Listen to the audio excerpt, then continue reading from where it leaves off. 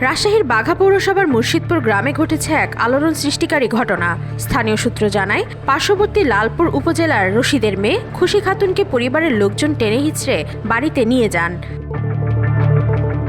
খুশির দ্বিতীয় বিয়ে হয়েছিল কোর্টের মাধ্যমে বাঘা উপজেলার মুর্শিদপুর গ্রামের আলী আজমের ছেলে শাওনের সঙ্গে। এর আগে তিনি প্রথম স্বামী ও ছোট সন্তানের সংসার ছেড়ে এসেছিলেন।